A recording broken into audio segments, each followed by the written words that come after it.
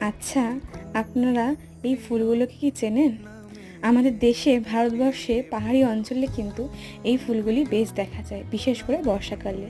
ঠিক তেমনই জাপানেও এই ফুলগুলি দেখা যায়।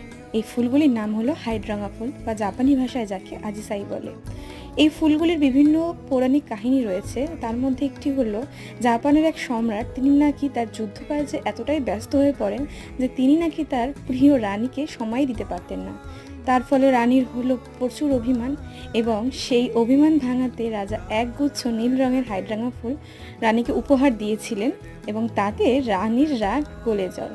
আবার এমনও মনে করা হয় এই ফুল যদি কোনো বাড়ির বাগানে দেখা যায়, তাহলে সেই বাড়ির কোনো কুমারী মেয়ের নাকি বিয়ে হয় না।